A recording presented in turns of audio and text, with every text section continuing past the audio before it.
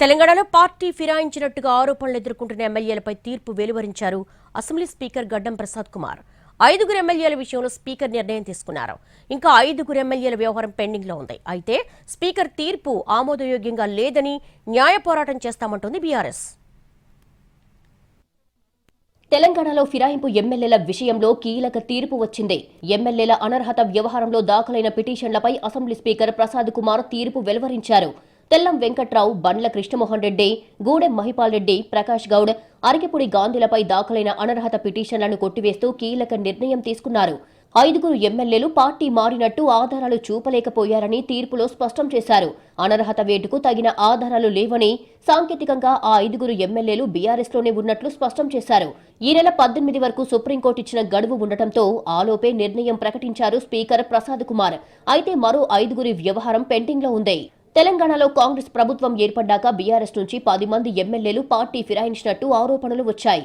Khairatabad MLA Danam Nagender, station Ghanpur MLA Kadiyam Srihari, Bhadrachalam MLA Tellam Venkatrao, Rajendranagar MLA Prakash Goud, Banswada MLA Pocharam Srinivas Reddy, Chevella MLA Kale Yadaiah, Jagtial MLA doctor Sanjay Kumar, Gadwal MLA Bandla Krishnamohan Reddy, Serilingampally MLA Arikepudi Gandhi, Patancheru MLA Mahipal రెడ్డిలు BRS నుంచి కాంగ్రెస్ లో చేరినట్టు ఆరోపణలు ఎదుర్కొంటున్నారు.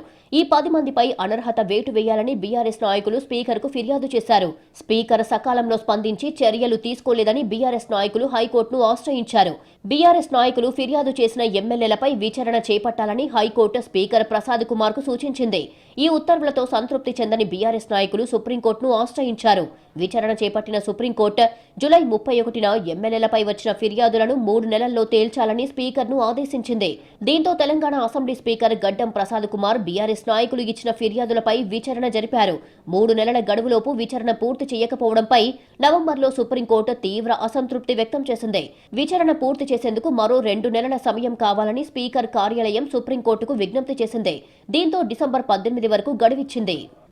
పార్టీ మారినట్టు ఆరోపణలు ఎదుర్కొంటున్న 10 మందిలో 8 మందిని స్పీకర్ విచారించారు. స్పీకర్ విచారణకు హాజరైన ఎమ్మెల్యేలంతా తాము పార్టీ మారలేదని, బీఆర్ఎస్ కార్యాలయానికి తమ వేతనాల నుంచి డబ్బులు చెల్లిస్తున్నామంటూ ఆధారాలు చూపించారు.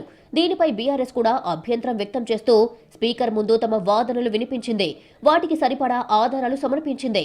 విచారణ పూర్తయిన ఎమ్మెల్యేలలో 5 సంబంధించి స్పీకర్ తన నిర్ణయాన్ని ప్రకటించారు. బుధవారం అసెంబ్లీలోని స్పీకర్ కార్యాలయంలో ప్రత్యేకంగా ఏర్పాటు చేసిన సమావేశంలో ఈ తీర్పును ప్రకటించారు.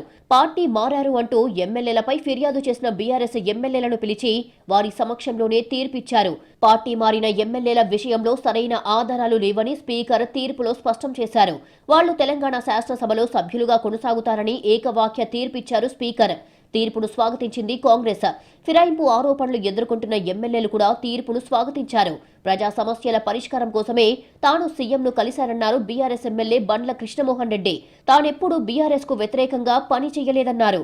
దాంట్లో సభ్యునిగానే మెసులుకున్నా తప్ప నేను ఎక్కడ కూడా వాళ్ళకి వ్యతిరేకంగా ఎక్కడ కూడా పోలేదు.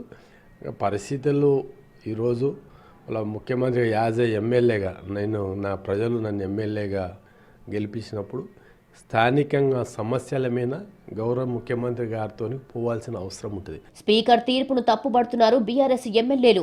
ఇప్పటికే ఈ ఎమ్మెల్యేల అనర్హత విషయంలో సుప్రీంకోర్టులో కేసు కొనసాగుతోంది. ఆ కేసు అలా కొనసాగుతుండగానే ఇప్పుడు తాజాగా స్పీకర్ ఇచ్చిన తీర్పును తప్పుబడుతూ హైకోర్టులో పిటిషన్ వేస్తామంటున్నారు. ఈ 10 మంది ఎమ్మెల్యేలు బీఆర్ఎస్ లో గెలిచి కాంగ్రెస్ పార్టీలోకి వెళ్లినట్టుగా తమ దగ్గర ఆధారాలు ఉన్నాయని, గత ఎంపీ ఎన్నికల్లో కాంగ్రెస్ తరపున ప్రచారం చేసినట్టుగా తమ దగ్గర ఆధారాలు కూడా ఉన్నాయని చెబుతున్నారు బీఆర్ఎస్ ఎమ్మెల్యేలు. పార్టీ ఫిరాయింపులకు మద్దతు పలికిన సీఎం వ్యాఖ్యలకు తగ్గట్టుగానే స్పీకర్ తీర్పు ఉందన్నారు బీఆర్ఎస్ ఎమ్మెల్యే వివేకానంద. స్పీకర్ కు అంతా కనిపించినా కనపడనట్టు వ్యవహరించారన్నారు. ఏదైతే ముఖ్యమంత్రి గారు మొదటి నుంచి కూడా చెప్తా ఉన్నాడో అదే మాటల ద్వారా అదే మాటల్ని ఈరోజు ఒక ట్రిబ్యునల్ చైర్మన్ గా వ్యవహరించిన స్పీకర్ గారు తన యొక్క జడ్జిమెంట్ లో తెలియజేయడం జరిగింది. బీఆర్ఎస్ పార్టీ ఖచ్చితంగా ఈ యొక్క అంశం పట్ల న్యాయ పోరాటం చేయడానికి సిద్ధంగా ఉన్నది, సంసిద్ధంగా ఉన్నాం. బుధవారం కేవలం 5 ఎమ్మెల్యేలకు సంబంధించిన తీర్పు మాత్రమే వచ్చింది. ఇప్పటికే విచారణ పూర్తయిన మరో 3 ఎమ్మెల్యేల తీర్పు కూడా వచ్చిన తర్వాత పూర్తి స్థాయిలో తమ కార్యాచరణ ప్రకటిస్తామని బీఆర్ఎస్ చెబుతోంది. తమకు ప్రతికూలంగా వచ్చిన తీర్పుపై ఖచ్చితంగా న్యాయ పోరాటం చేస్తామంటున్న బీఆర్ఎస్ ఇంకా ఏం చేస్తుందో చూడాలి.